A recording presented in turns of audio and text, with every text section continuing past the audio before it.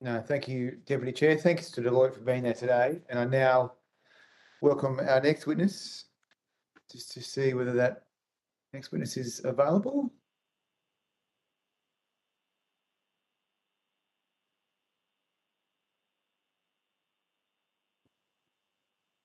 Just waiting for Ms. Walker. Ms. Walker, I should say. Yes, I'm here. Oh, hi, Ms. Walker. I now welcome Ms. Marrianne Walker, Deputy CEO and Chief Member Officer at CBUS Super and Board Director at Industry Super Australia. I understand the information on parliamentary privilege and the protection of witnesses giving evidence to Senate committees has been provided to you. Please state your full name and capacity in which you appear for the Hansard record. My name is Marrianne Walker. I am the Deputy CEO and Chief Member Officer of CBUS Super. Well, thanks very much for being there. I wanted to ask you about your agreement with Link. I think it was said by you in a statement. Senator, Chair, I was hoping to make a statement to start off with. I'm afraid we don't have enough time today, so I'll give you the opportunity to answer in the question, and so feel free to add what you'd like in the answer. I'd really like to be able to just give a few lines as an opening statement. Okay, that's fine. I hope if you really want to do one, we'll give you a minute to make an opening statement. I really appreciate that. Go ahead, Ms. Walker. No problem. Thank you. CBUS, we manage over $100 billion in retirement savings for more than 920,000 members, and we are the top in the top 5 for investment returns over 10, 15 and 20 years.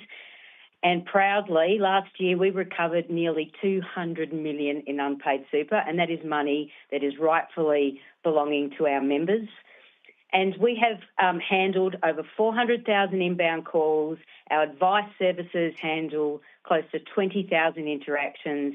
We delivered education services and sessions to over 10,000 members.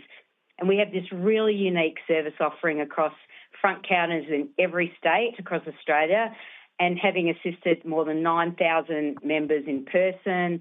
On the ground, our coordinators, again across Australia and in regional areas, have spoken to 14,000 individual conversations with our members, and we score really highly with member satisfaction, around the 8.8, 9 out of 10 respectively. And I have to say, my 30 years of managing service teams, I can say it is pretty impressive to consistently achieve those type of scores. Just in the last year, we paid over $380 million in members and their loved ones. I'm going to ask you some questions. Thank you very much for that opening statement.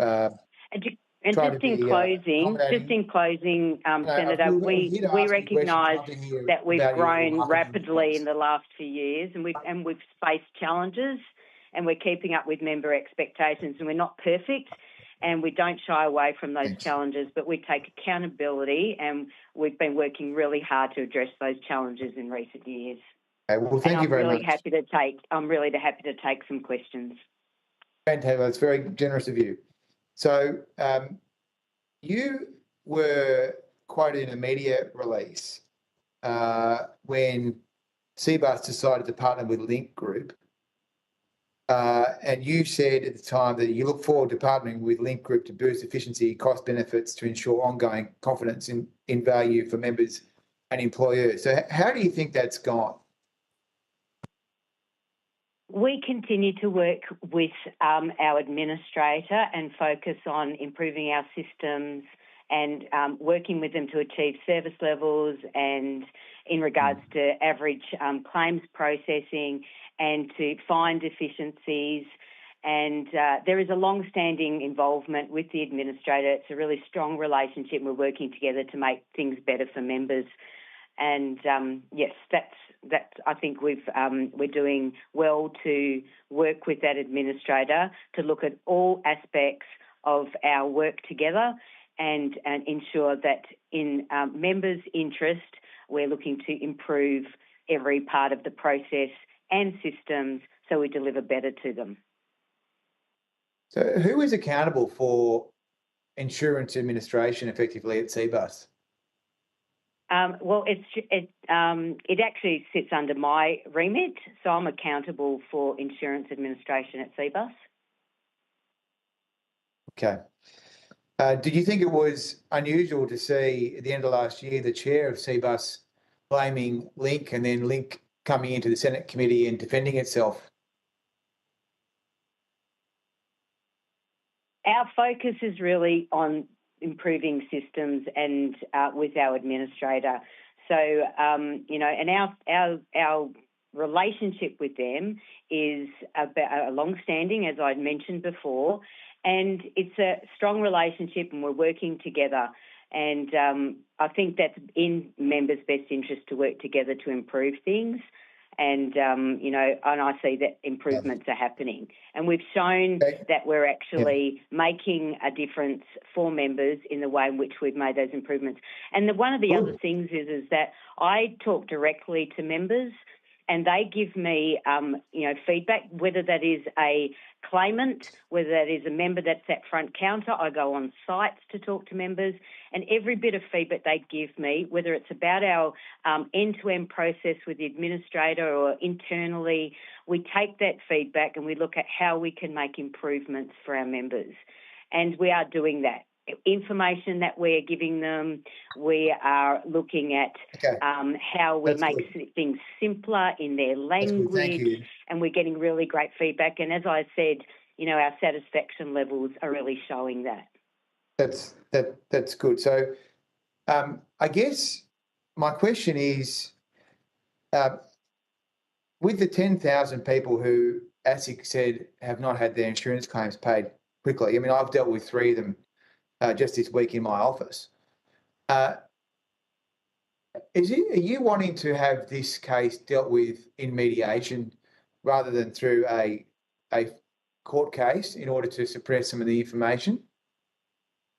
Well, firstly, Senator, we have apologised to members and their loved ones and taken accountability of and been taking steps, as I have said, to improve the issues in our service.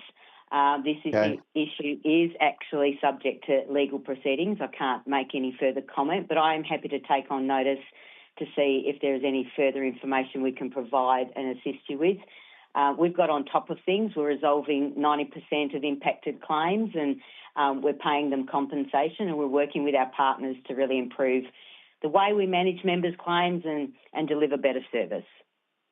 Well, have you received the letters that we've sent you this week? I think one of them is a very, very serious, very urgent case.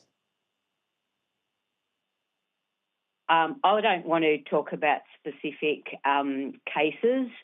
I am across a lot of cases, and I would not like to kind of bring them into the public forum. Okay, now just checking you've received the representations that people have asked me to make to you. I don't know. Senator Bragg, sorry, Ms. Walker, this is not on behalf of the committee, Senator Bragg. This is from your office, is it? Yeah. Yeah, just clarifying that. Thanks. Yeah. I'm happy to take that on notice. Okay, I don't want it to expose any details in the public domain either, but I want to make sure that you're able to deal with things that come to you. I imagine that we are dealing with those things, but let me take that on notice for you, definitely. Can I ask you, because I want to try and hand up half this call to the government. So, you're also on the board of Industry Super Australia, is that right? Yes, I am. I'm a recent board member on Industry Super Australia. Okay, so what does Industry Super Australia actually do?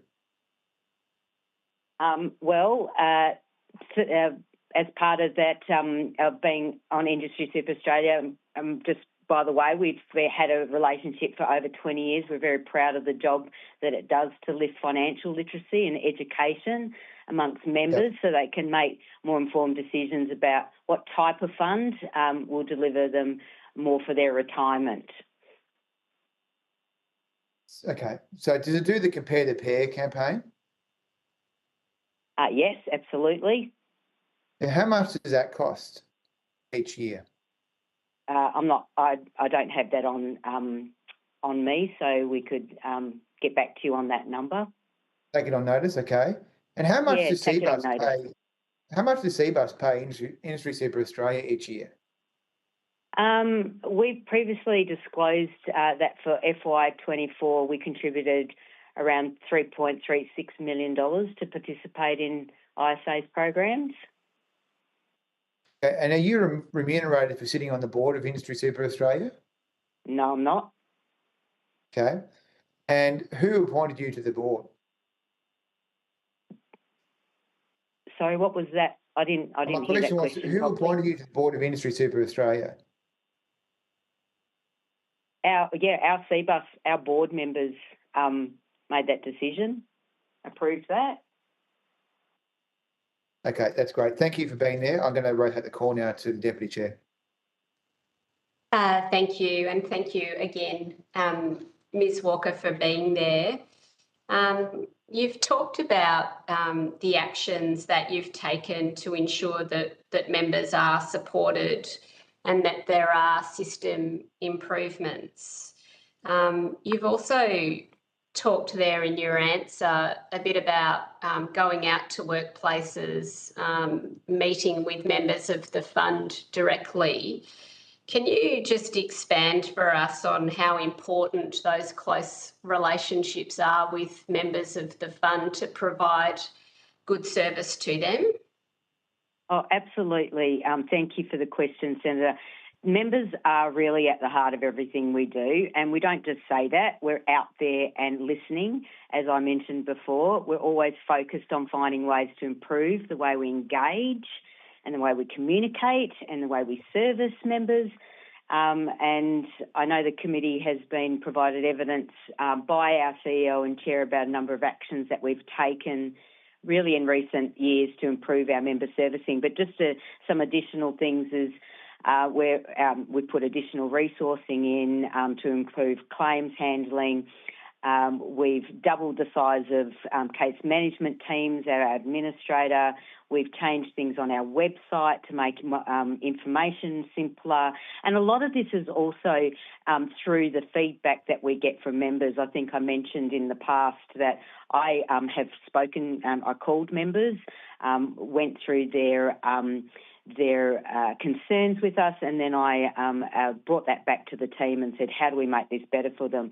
We've been working at an industry level with funds and other players across the system to identify opportunities for both practice and policy perspectives to really lift consumer experiences. And we've led lots of innovation in this area in our services and what we offer and provide members. So, for example, the retirement income estimates, we provide members a really clear picture of how their super's travelling and what their ultimate retirement income will look like. And for those not tracking to a comfortable retirement, what it would look like with a small additional contribution.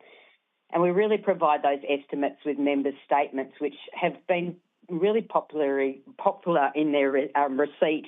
They make a real difference to the ultimate retirement outcomes, and also looking forward to do more of that. And more broadly, as the committee is aware, the fund's really committed to that operational improvement, the necessary things to enhance our oversight of that ensures that members remain at the forefront of every decision that we make. And we'll continue to work at an industry level with all others to just continue to lift that bar.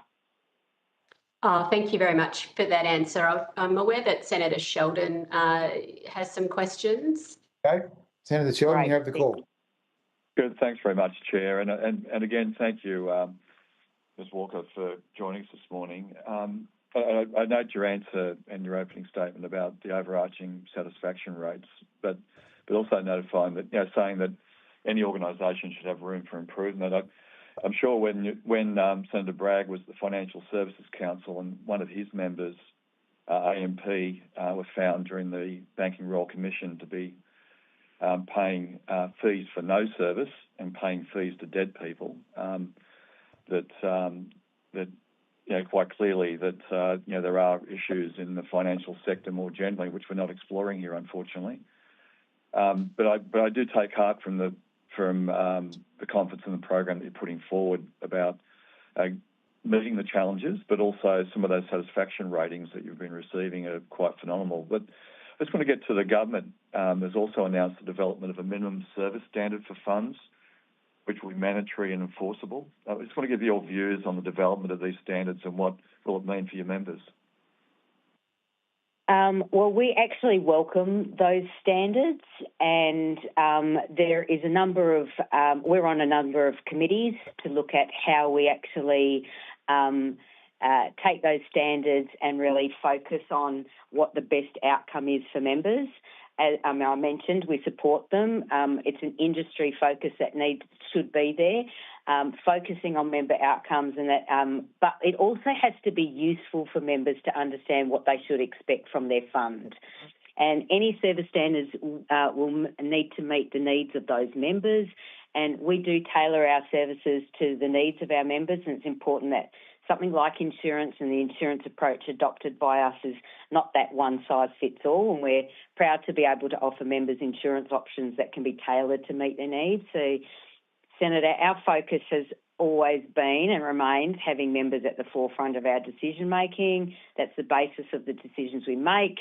It's whether it's member servicing, insurance, how we engage with stakeholders. Our members expect us really to focus on their retirement security, and that's what we do every day. And it's important to recognise that members engage in our industry physically in demanding work and so forth. So we really do think that the service expectations should be there by members. We're going to lean into that, and we really do think that it's the right thing to do. And I just thank you for that evidence. And this question, you mentioned before in your earlier statements that the challenge of unpaid super in construction. And whilst most employers do the right thing, of course, in many industries, there are still, however, in the construction industry and elsewhere, billions of dollars unpaid super across the economy. Proactively pursuing that money. Can you just outline just how those issues affect CBUS members specifically? Yeah. And also, you might just give me a bit of a clear picture about just more about how CBUS plays a role in helping members recover their unpaid super. Yep. Yes, thank you. You are right. Most employers do actually do the right thing, and they do pay super as they should. But unfortunately, like I was talking about the types of numbers we've been recovering, unpaid super really remains a significant challenge in our industry in particular, like construction, where members move between different projects and sites and employers and are in itinerant work. And for someone like CBUS members, they're missing out on super contributions that can leave a real hole in their retirement nest egg. And missing those contributions doesn't just affect their retirement savings, it also can affect their insurance cover. And many of the construction workers, they really rely on insurance in their super to protect themselves and their families in case of injury, in case of illness, in case of things like suicide and things like that. And if their super isn't paid, they may lose that cover without even realising it, and leaving them exposed if something goes wrong in their work. And for CBUS members, missing super contributions isn't just an admin nightmare or headache. It can actually have long-term financial consequences, as I mentioned. So super is a lifelong asset that grows through contributions and that beauty of compounding returns. And there are cases where members only find out their super hasn't been paid months or even years down the track. So, at that point, the business may have collapsed. In some cases, workers don't get their money back at all. And that's why we're tackling this and really focused on it. And I mentioned before, Senator, that with our partners, we recovered nearly $200 million in the past financial year. Actually, over the last 5 years, we've recovered more than $600 million. And that's for over 665,000 members. And that really just shows the breadth of the problem, and the impact of these recoveries goes way beyond, as I mentioned, just their members' accounts. So every dollar we recover continues to grow, through investment returns. It's ensuring that members don't just regain what was lost, but also benefit from the long-term power of that compounding interest. So in total, the unpaid super we've recovered will be worth billions to our members over their working lives. Prevention is always better than cure. We believe stronger enforcement measures and payday super. It's the best way to ensure workers receive what they're owed in full and on time. And I noted your answer. I'll just read this question in wrapping up, Chair. I noted your question and comments about the fact there's a great deal of training amongst and direct engagement with the workforce to educate about rights and their superannuation. I just want to go to a partial question as well. That I'm sort of noting that there's the